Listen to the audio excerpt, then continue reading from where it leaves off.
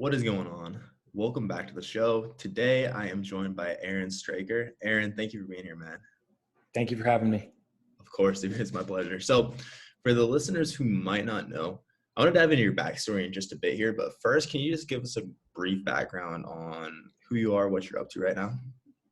Yeah, so my name is Aaron Straker. I'm 32 years old right now, staying in Playa del Carmen, Mexico. I'm a primary sports nutritionist. And then with that, I'm a nutrition coach, educator, and working with clients in my nutrition coaching, education, lifestyle, and training program that I call the Metabolic Performance Protocol. That's really just delivering transformations and a ton of education and background on sports nutrition, objective nutrition, and sustainable training and lifestyle factor improvements to really just be healthy, look healthy, feel good, and know how to repeat that. I love it, man. I love it. So I wanted to have you on one. I think it was Brian Borstein is someone who's been on the podcast a couple times. Mm-hmm. And I think I found you through him. I think you guys were like lifting in his basement together or something. And Yeah. when you see a dude that's more jacked than you got to follow them, see what they're up to and whatnot. So I love your content though, man. And since then, like diving into you guys' podcast together, your story really resonated with me. Somewhat like similar. Like I know that I was listening to you guys' episode, your intro episode yesterday, and you guys just talking about like slamming beers and then going and trying to train and getting in great shape throughout college. Cracked me up because it's so relatable. But I wanted to dive into your backstory a little bit, man. First and foremost, what got you into coaching? Like what got you where you are today? Yeah. So mine is actually really, really interesting. And I got into coaching through like a very roundabout, not really straightforward way. So before I really knew anything about nutrition, I had already been lifting for like 10 years, Right. So I started in high school playing football, and then in the off season they would make us lift. And then that got me into like powerlifting and stuff back in high school, even though I didn't even know I was powerlifting, because they just called it like, oh, we're just lifting, and we go to lifting competitions. I thought, every high school football player in America did this. So that, that kind of took me through college. And then I like to stay active, especially when like football went away and other sports went away. I would play some intramurals, but like lifting was always there. And then after college, I moved across the country and was really just kind of burnt out on like the Gold's Gym 24-hour fitness type, gym environment. The college gym environment was just very demotivating for me. I didn't have any like training partners and I was just really burnt out on it. And that is right when, CrossFit was getting outside that kind of, NorCal niche. And I found myself in Southern California in 2011 when CrossFit was really, just kind of hitting. So found myself in that and then went super deep into that for a long time. And then eventually just ran myself into the ground. And the thing that really kind of slowed me down, started getting me to pay attention to my nutrition was an Achilles rupture. So, chow training, I wasn't doing anything because I was in a cast and started reading books. I was like, I have all this time, I'm going to read books. I had a friend who had just kind of started getting into like nutrition coaching through like hiring a coach for herself. And she was one of the coaches at the gym. And, just started having conversations with her. And then she like passed me a couple books to read. And this was right around the time that first Renaissance periodization book came out back in like 2013, early 2014. And I read that and I was like, oh my God, all these things that I thought to be truths aren't necessarily truths. It's just, I've only been listening to one information source. And that kind of really opened my eyes. And then I would, just play around with my nutrition on my own. It was kind of like a big hobby because I wanted to like recover from my injury. I wanted to go to regionals. That was like a big goal of mine, super motivated coming out of that injury. And then that same coach, who had helped me, she started nutrition coaching. And then I helped her with some of her business stuff because I still had my software gig and career back then. And then just through like meeting with her and then we'd have like conversations. And I realized like, I thought, because I was really into like CrossFit at the time and lifting, and there's like nutrition as a part of that. And, looking the part and taking care of my body, that everyone was like that. And it wasn't until like me seeing all these, inquiries that came into her, how little people actually knew about their nutrition. So I was kind of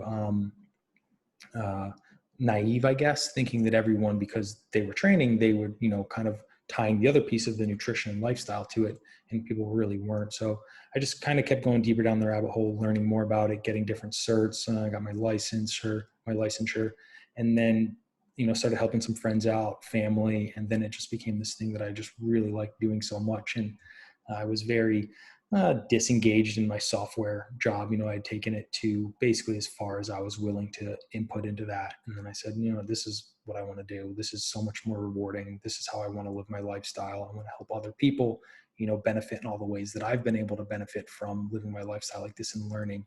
And it just kind of, started rolling that ball down the hill, picked up some steam, picked up momentum, and now it's just rolling full bore. Oh, I love it.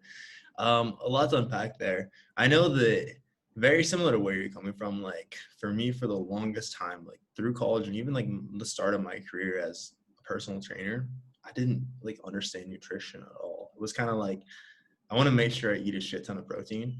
And that's pretty much as deep as I take it, right? So I'm gonna eat a double cottage cheese every night before I go to bed, and I'm gonna drink a lot of protein shakes. I'm gonna make sure I have a lot of protein in every meal. But then, like, I know for me, one thing that, so I separated my AC joint, and then for me, it was like past that point, I just gained a lot of weight, and everything like seemed to change. I had no idea, like, okay, how do I change my body? And, like originally for me, it was like a super low carb diet that was the thing. So then I thought, like, okay, this is the thing for everyone. And then similar to like what you're saying, but that like then it wasn't working for any of my clients, because for most people it's just so hard to adhere to. And then similar to what you're saying with like finding RP, I know for me it was Eric Helms, like the muscle and strength, the actual like YouTube videos where he draws it up on a whiteboard. For me, that was a thing that was like, this is crazy, dude. Like this is completely changing how I see everything. So it's cool to hear like people's evolutions through that as well. So for you then, it sounds like you took a pretty hard turn from, okay, I'm in love with almost exclusively training, to I'm going to help a lot of people with nutrition. And then until very recently, you were almost exclusively coaching nutrition. Can you speak to that a little bit? Why that is that you went so hard in the direction of nutrition when it sounds like training was your first love? Yeah, I have a very good reason for it. So 2 reasons. I was afraid at first of taking something I loved and then making it my income, and then ended up despising it when it became, an income thing and not like just a pure joy type of thing. So that was first, it was a fear. And second was when I sat there and I thought, okay, because at first I was like, oh, I'm going to, I wanted like a side project thing. And I was like, I'm going to start writing training programs. Right. But then, so at the time, and this is how I know Brian, I was a longtime member at Brian's CrossFit gym in San Diego. And I'm like, well, everyone I know that does that already knows so much more than me. So I was like, why would anyone come to me when we have Brian, we have Anders, you know what I mean? All these people who know much more. But I, so I was like, you know what do I know that is going to be more impactful, right?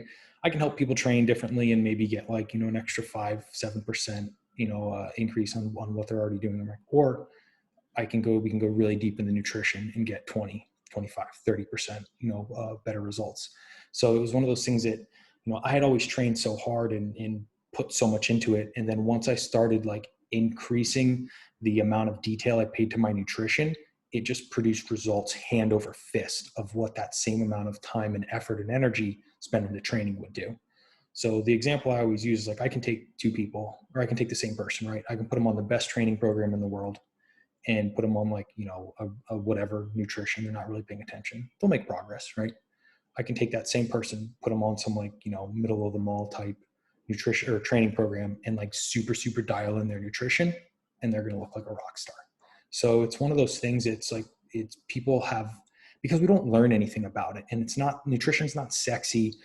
Sleeping 8 hours per night isn't sexy, identifying the consequences of your alcohol habits like isn't sexy, but like training is, it's sexy. You get that pump, you can take sweet photos or whatever, but it's like, oh, here's me, eating my protein, hitting my macros and going to sleep at 9:30. Like that's not sexy, but at the end of the day, like that's what produces the real tangible changes that are, almost equivocally across the board, everyone can achieve in that regard. So once I kind of realized that, I was like, this is the game changer. And especially being, a male, right? And at the time I was in my like, late to mid to late 20s.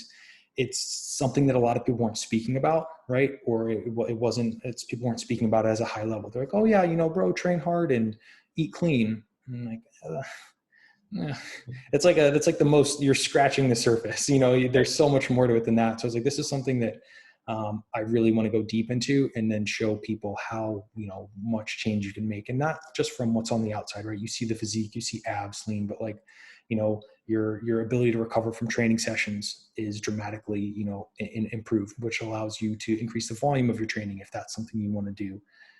Immunity, like all these other things that benefit so much from once you start paying attention to nutrition and lifestyle. And I really wanted to kind of bring that to the forefront and make that sexy for people. I love it, man. Again, super relatable. I know, like with client results, that exactly what you're saying there. Like when I was just the trainer for the longest time, that I'm going to take someone through great training. Like, why are my clients getting results? Why are my clients getting results?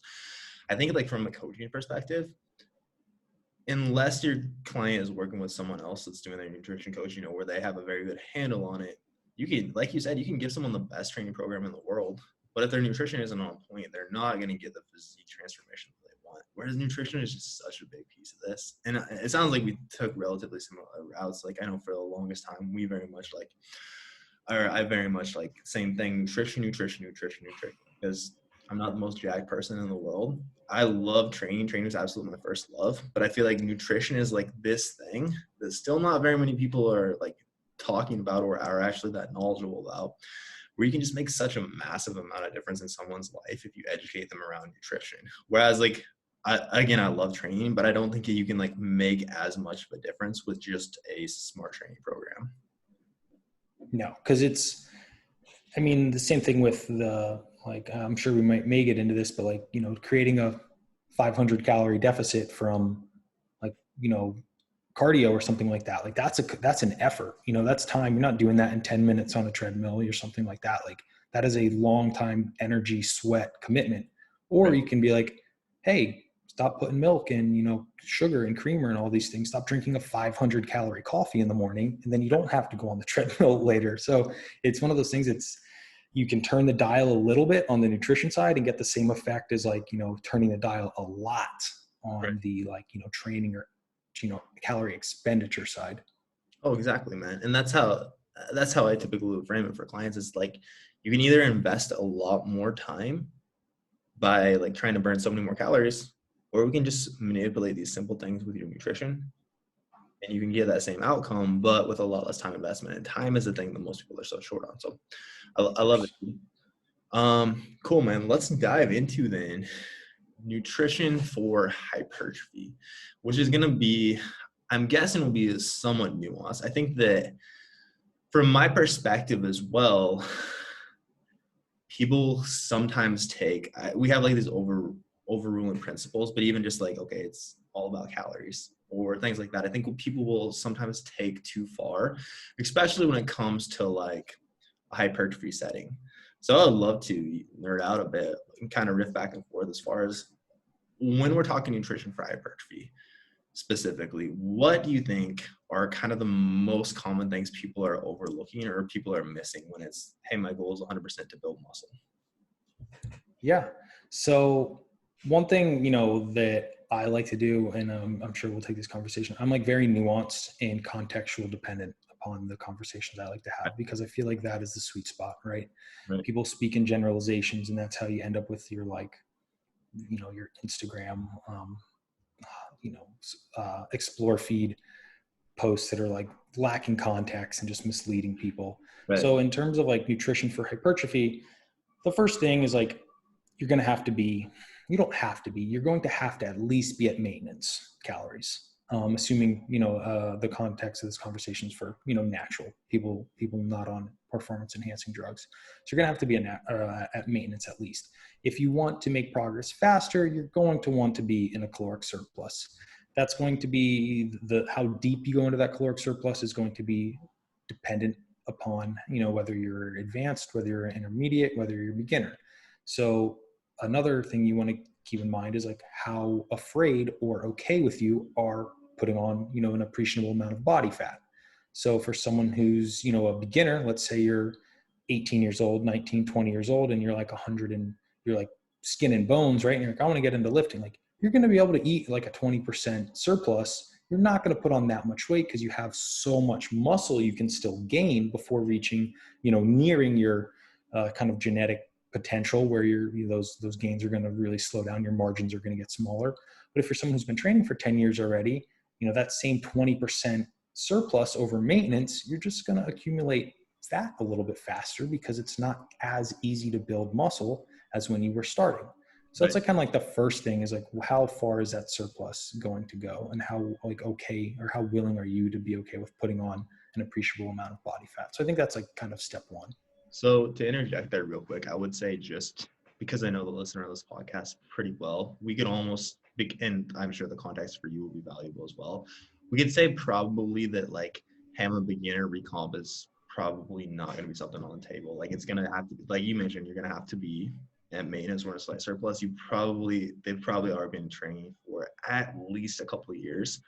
So we can assume like, all right, I get it. Like I'm not going to lose a lot of fat and build a bunch of muscle at the same time. I need to go all in on one direction or the other, not necessarily like all in, like I need to gain a huge amount of weight, but I need to choose a direction. Okay, cool. Now I want to know how do I optimize the shit out of what I'm doing in my nutrition to get the best result. Got it. What? So, I mean, coming down from calories, right, which is like your step one, macronutrient distribution is another one. So generally I'm going to want to first establish, protein range for someone. I really don't like to go lower than body weight. And let's assume that we're talking about someone who's 20% body fat or leaner, and even better in like the 15 to 17% on the top end. Past that, like if you're starting and you're at like 23, 25% or something like that, it's probably going to be in your best interest to get down into the teens before you want to like actively try and build a bunch of muscle, because from a hormonal standpoint and from like a partitioning ratio, meaning like for how much, for every, pound of weight or any given quantity of weight, the ratio of, lean mass to fat mass. If you're already at like the 23, 22%, let's just say it's not, the numbers aren't in your favor, unfortunately. So assuming someone's like, 10 to 17% body fat and they want to increase, I'd like to do at least body weight in protein. There's a big kind of argument that people will make there about, eating more than 1 pound per body weight is like superfluous or it's not needed. I wouldn't say that. It's just the rate at which your margins get much smaller past that 1 gram per pound of body weight. So even up to like 1.5, which is obviously a lot more protein, right, going from like 0.8 per pound of body weight up to 1 is going to be like a pretty decent increase. Going from like 1 to 1.5, your rate of muscle protein synthesis is going to be significantly less. However, given the context we're trying to talk about maximizing hypertrophy, yeah, it's going to be beneficial to eat more. So the kind of reason for that too is those calories have to come from somewhere, right? So let's say that for really a basic example's sake, you need to eat 3,000 calories. That's your 5% surplus, 7.5% surplus, or something like that. Instead of, spending that extra calories on fat or carbohydrate, like maximizing that muscle protein synthesis kind of figure from protein is going to be beneficial. We're not, I'll get into like distribution of how many meals and stuff later, but let's just talk about macros at first. So it's going to be more beneficial to do that. Secondly, coming from carbohydrate, right? Carbohydrate is going to be more beneficial for hypertrophy than spending more of that ratio coming from fat calories, specifically being because of what carbohydrate does with insulin, right? So carbohydrate is going to increase your insulin response, which is then going to drive nutrients into the muscles, especially after you just trained. It's a storage hormone, right? So it's going to help you store more, hopefully, in those muscle cells. As glycogen, you can also store some of that in your liver as well. The biggest kind of part it comes down to is storing, and you want to avoid storing these extra calories as fat, right? So there is some amount of body fat that you will need to put on to increase your muscle mass. Think about it as a cost of playing the game. But protein and carbohydrate are going to afford you less fat mass when equating calories to fat. One of the biggest reasons for this is the thermic effect of feeding. So it's energy costly conversion process to convert protein into one, carbohydrate, and then from carbohydrate into fat. Dietary fat is already, almost identical to the type of the way we store it, right? So our body will just kind of chop off some of the chain, and then it's already ready to be stored. Dietary fat, carbohydrate, and protein will have to go through processes to make it available in the form to do that. It's all energy currency type stuff.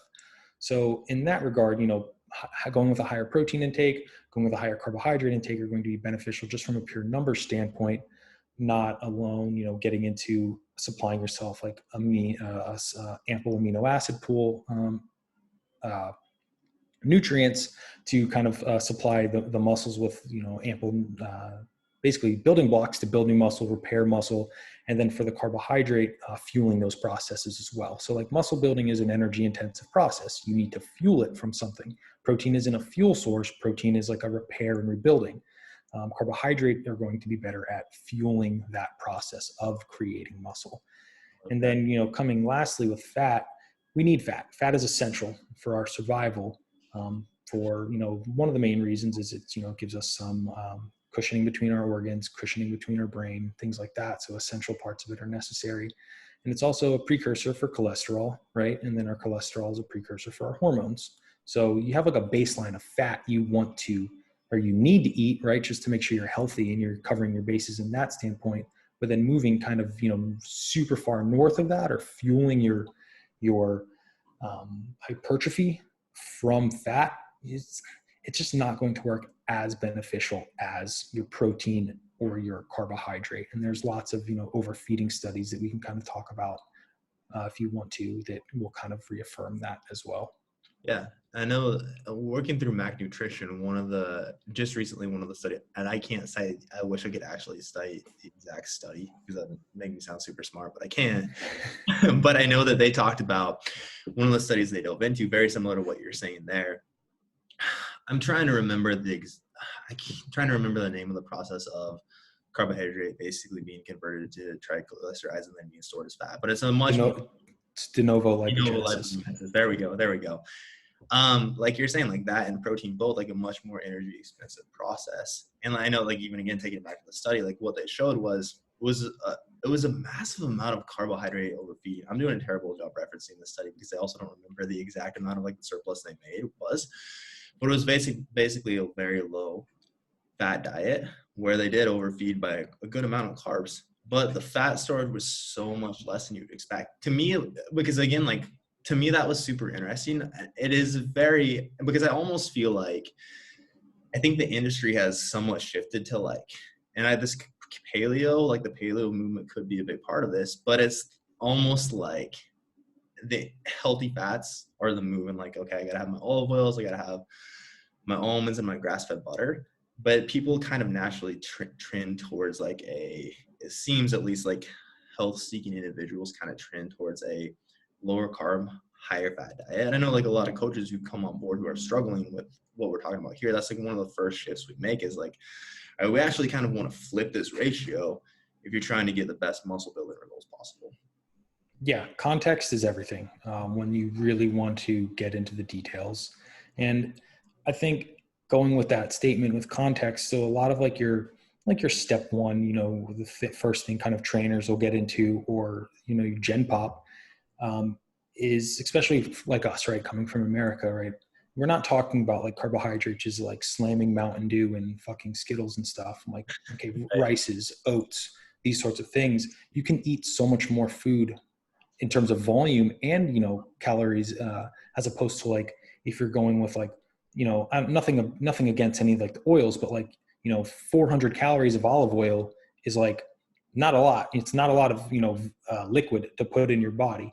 400 calories of like oats or rice, like you're going to know you're eating a significant portion. So that's where the dichotomy between carbohydrate and fat is just the volume you can afford to eat given an isocaloric amount of calories. Absolutely. So then to take it back to protein quickly, is there a general cap that you would put on protein past? Because it sounds like, hey, 1 gram per pound of body weight is typically going to be the floor. Is there a ceiling that you like to cap that at? Yeah, I generally won't take anyone over 1.5. Too. The reason being is it gets kind of unrealistic to eat that much, so um, it like given, like a 200-pound person, right? 1.5 is like 300 grams of protein. Right. I've been there before and it's miserable. Same. Unless you're going to do like 2-3 scoop protein shakes per day, which is like, you're kind of cheating the system at that point, right? Right. It's a lot from like an environmental standpoint, with meat or whatever you have to eat.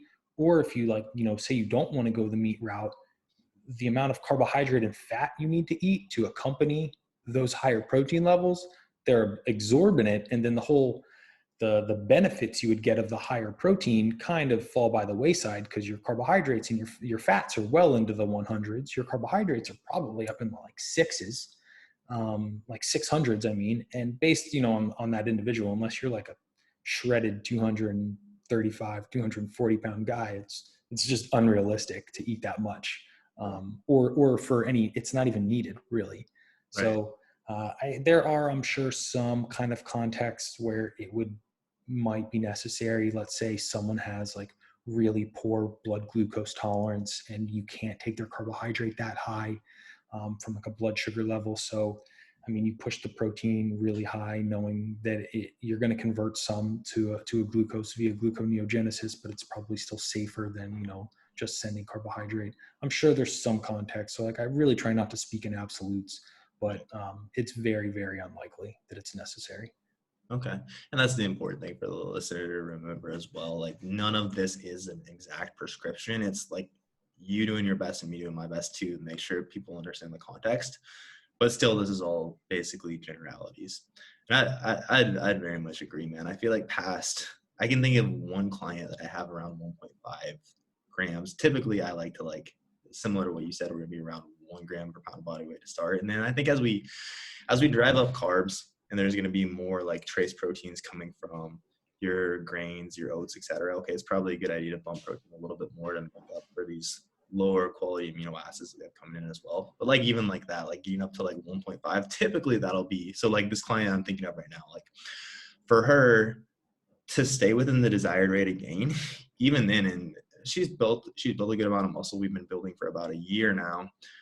But she just seems to genetically have a higher appetite. So we keep protein higher to help keep her satiated. And I think that's but the context of it, again, I feel like it's like such a nuanced thing. Yeah. Like when you started with her, if you were like, okay, here we go, day one, 1.5 grams of Right. protein per body weight, she'd Right. be like, what the hell? But it's one of those things is like, if you're doing it little by little over you said like a year, and your, metabolism's kind of adjusting, your hunger cues are kind of adjusting, you can find yourself there. But I think unless it's unlikely that you're going to start that high more often than not. No, for sure. Cool. So as far as, it sounded like you were essentially wrapping up your thoughts on macros. Was there anything else you wanted to add there? I apologize, I interrupted that thought. No, not really. One thing I will say is the quality of your macros definitely matters. So something that I will say with all of my clients when we start like week one is it's more than just macros, right? Macros are an objective way for me to communicate to you, hey, I would like you to eat this much for this given time period. Underneath that, your micronutrient distribution and the quality of those macronutrients are incredibly important.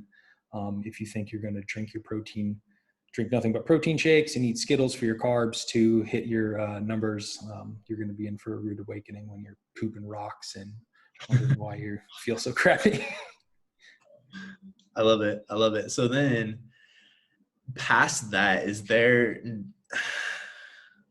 so basically we're taking it through, okay, we have like macros, these are about the targets we want to aim for.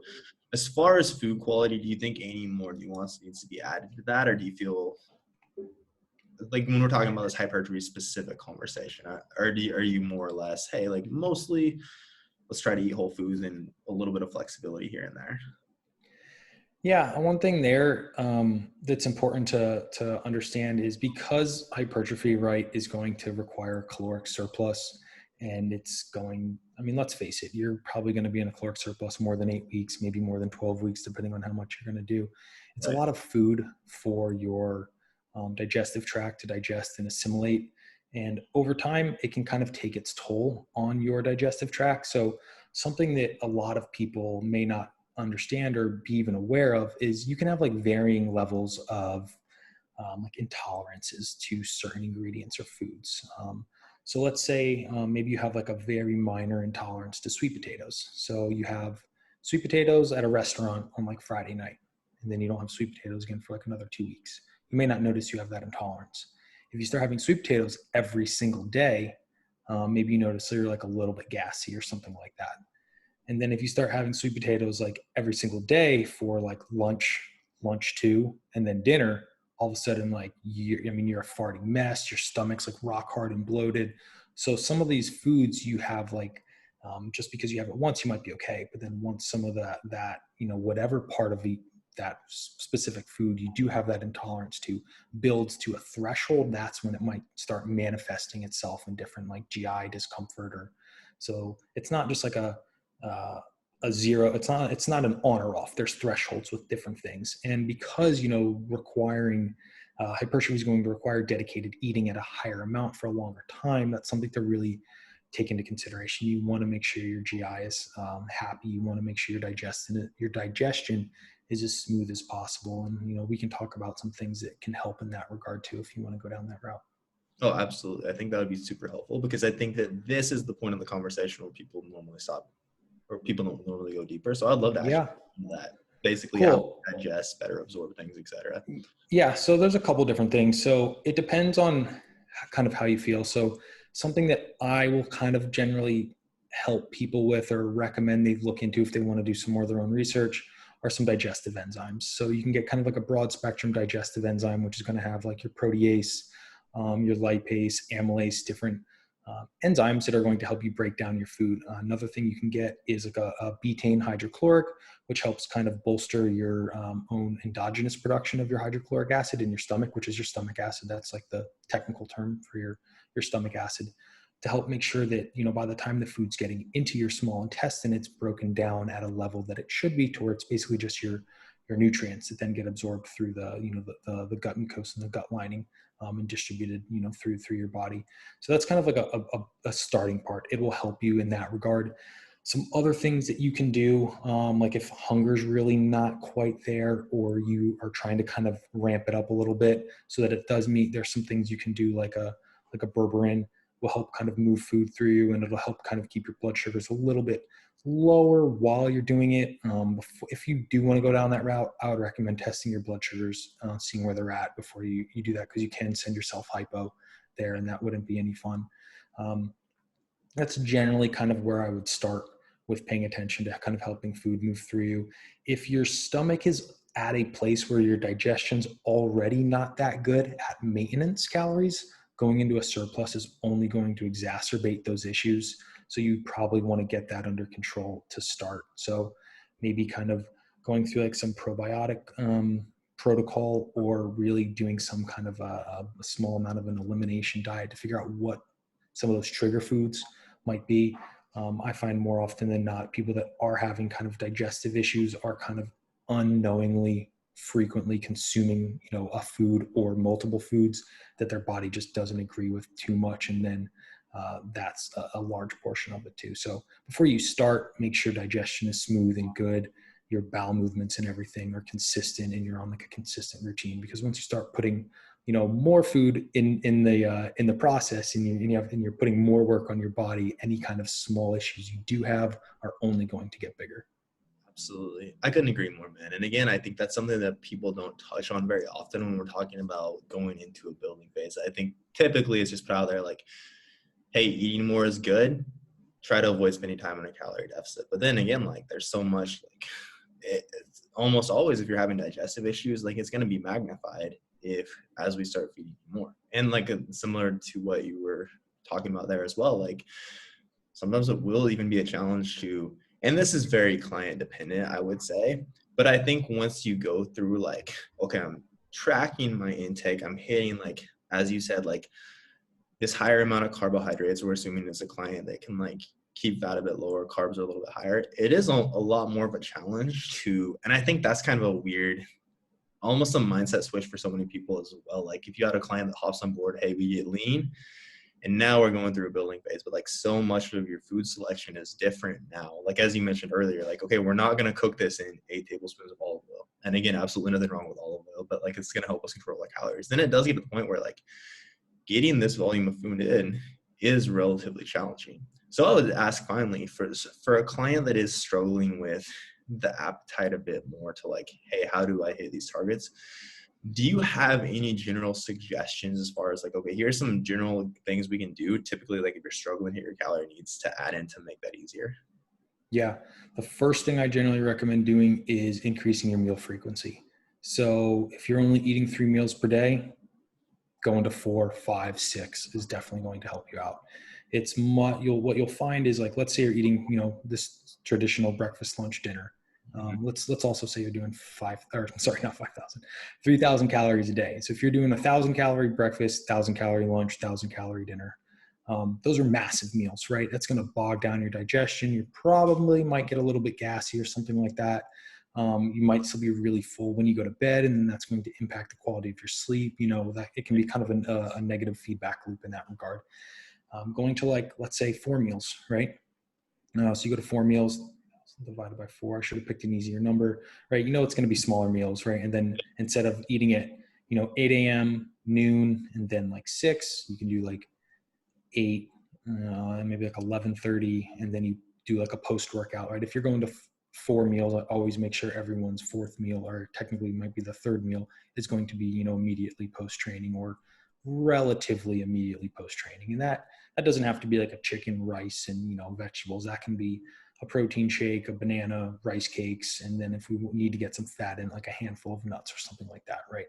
So that can be like a cheater meal in terms of the how easy it is to put together, or even up to 5. And you'll find that your digestion will be much smoother.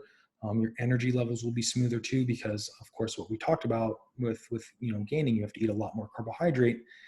If you're doing 3,000 calories, I mean, let's say your carbs are at 400 or something like that, maybe 450, and you're only doing 3 meals, you're doing 125, 140, Right. carbs per meal. It's gonna put a shit ton of carbohydrate right into your blood, right? And then a bunch of glucose is in your blood. Your pancreas is going to have to pump out a bunch of insulin to kind of seat and distribute that. And then you're going to have these like peaks and valleys with your blood sugars, right? It's going to impact your energy levels.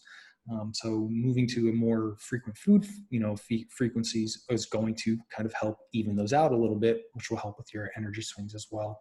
So that's like the first thing I generally recommend doing, up to about maybe 6 meals per day. Past that, it kind of gets unrealistic unless you're like, really trying to be a bodybuilder or something like that and really know what you're doing. Opting for kind of a little bit more processed type food. So this is kind of the opposite of what we would normally say with this conversation, or someone who wants to kind of maybe control their body weight or want to lean out a little bit. We want to move away from processed foods to more whole foods. We have a different problem we're trying to solve here. We want to get more calories in, and hunger not being there is up against us. So instead of doing maybe like oats or potatoes, maybe we move a lot of our potatoes to rice, which is going to be lower on the satiety index than potatoes. And then instead of oats, maybe we do something like a cream of wheat. If you handle gluten really well, maybe we move to like a cream of rice, which are basically like rice that's kind of like pulverized into like a powder almost. It turns it into like a oatmeal, like think about like baby food type consistency, right? Adding in some higher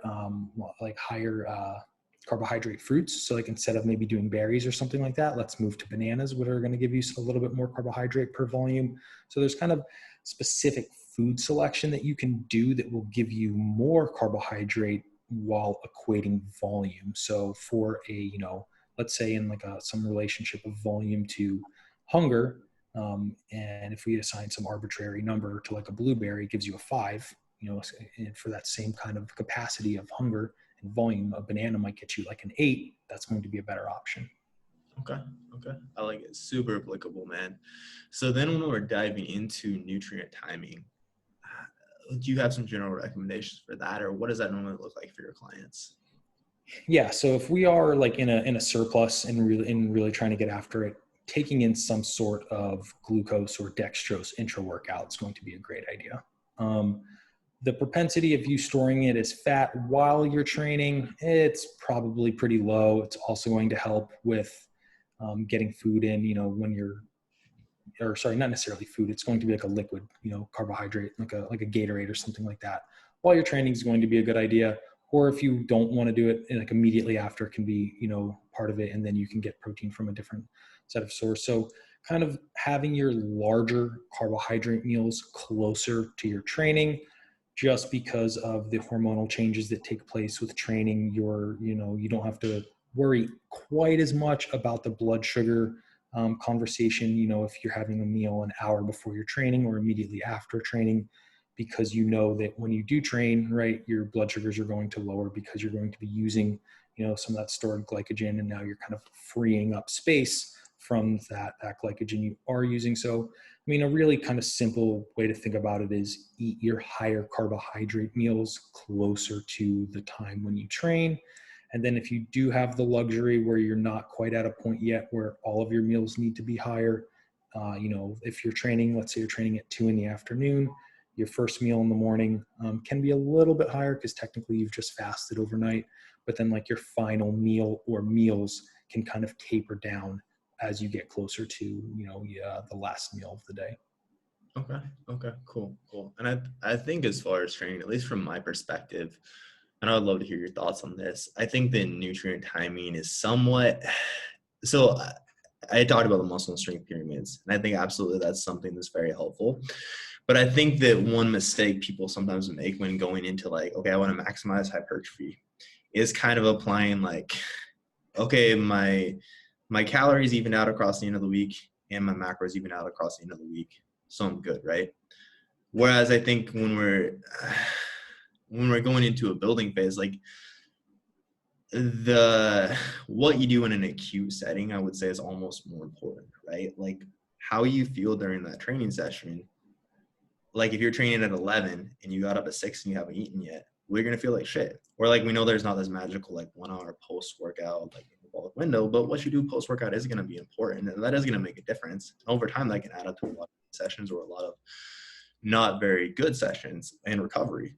So I think that one mistake I feel like I see quite often is people not looking at like the acute setting of like day to day what I'm doing so much as like, okay, across the week, like whereas like for fat loss, okay, I hit my total calories across the course of the week. Maybe today it was 3,000, today it was 1,000, but or like similarly, like, okay, yes, you hit your macros for the day, but we ate like 2,000 of these 2,500 calories from 6 p.m. to 10 p.m. Nothing wrong with eating at night, but you trained at 6 a.m. Okay, that's probably like you were probably in a catabolic state most of the day, and now recovery isn't going to be quite as good. Do you have any thoughts on that, or do you feel like that's pretty similar to where you're coming from?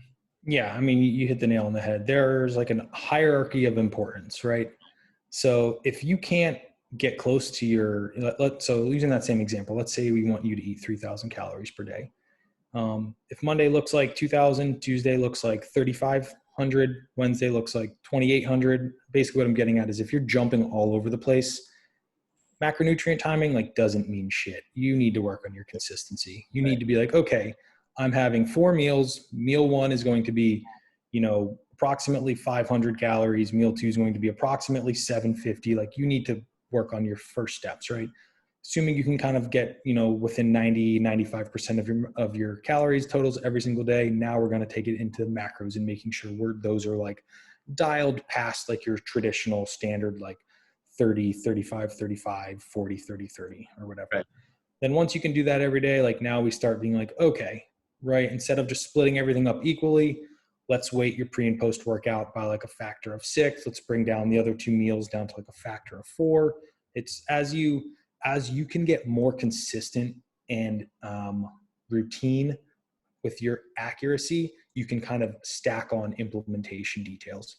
But if someone can't even get close to their, calories consistently 7 days a week, like we're not doing intra workout carbohydrates. We're not weighting carbs. Like Right. you're going back to the basics. So it's like the better you get, the more, I guess, challenges we can put on top, because you can consistently do what that needs to be underneath. But until you can kind of do steps 1, 2, and 3, all these, you know, the last little part of that conversation we had, like it doesn't mean anything. It's so superfluous because it's not going to provide nearly as much impact or as importance as the first 3.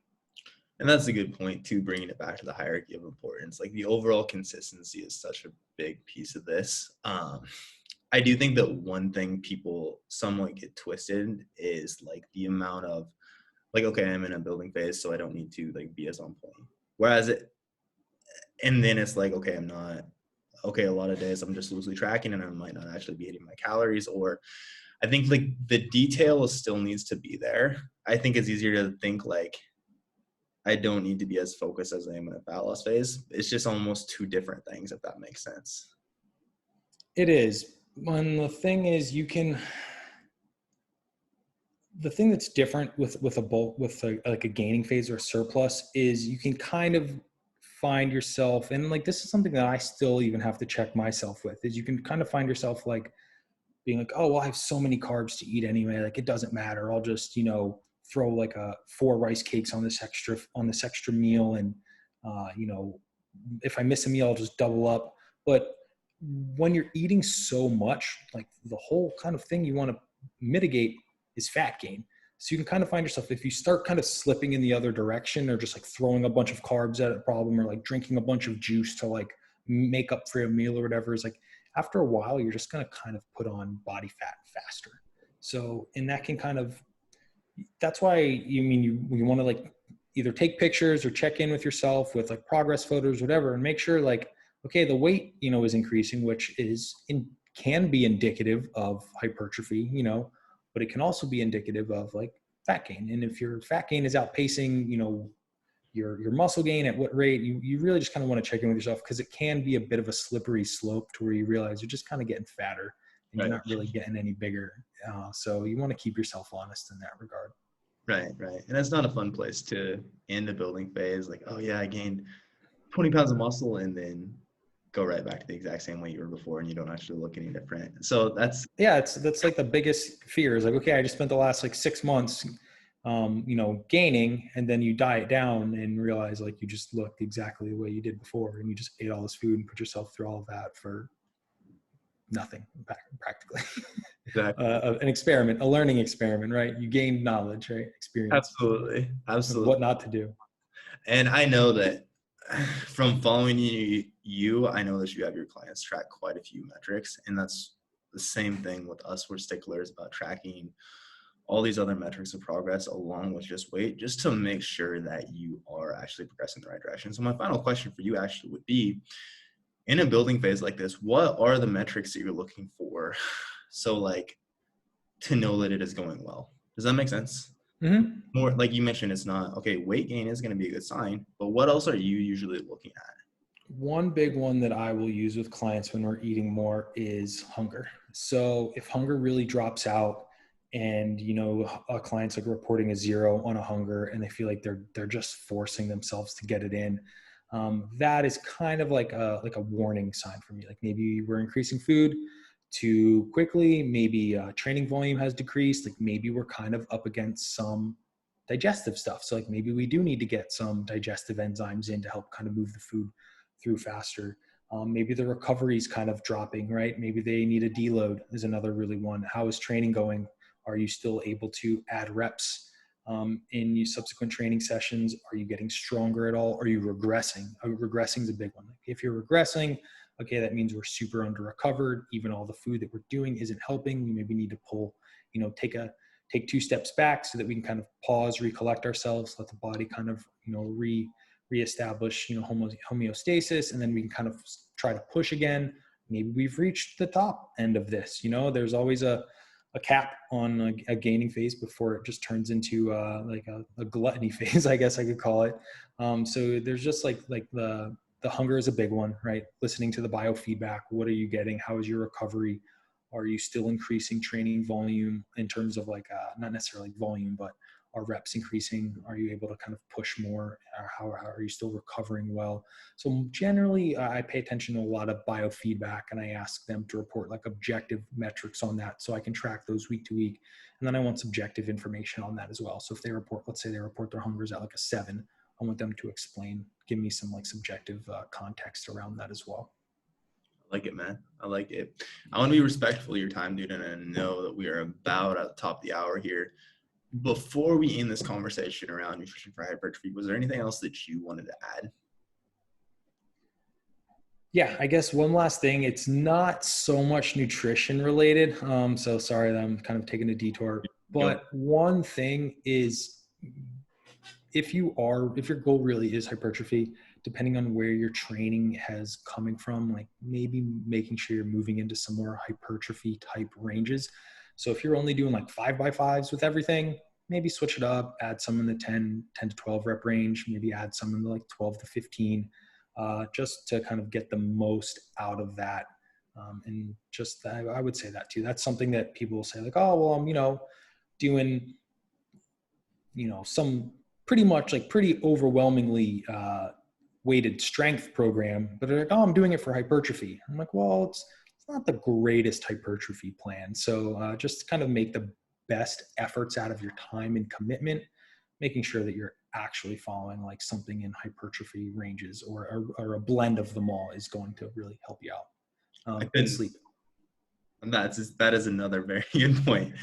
I couldn't agree more, dude. I think the client I'm typically most hesitant to bring on is someone that wants to run their own training, and I don't know what that looks like, but then I'm just going to run their nutrition for a building phase specifically, because then it's so much, that is very much like, hey, these two things have to be synergistic. Like, we can fuel you most optimally, but the nutrition isn't actually going to create this growth unless you're first hitting your body with the proper stimulus. So it's just going to be so dependent on your training as well. So that's a great context to add that I honestly didn't think about through this entire conversation.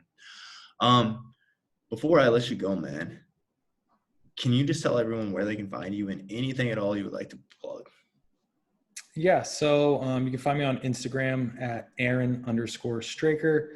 You can find me at my website, which is Straker Nutrition Company, and strakernutritionco.com. You can also find me and Brian on our podcast, which is called Eat, Train, Prosper. And with that, guys, thanks for having me. Hope you enjoyed the episode. Hope I was able to share some value for you guys. So thank you for being here, man.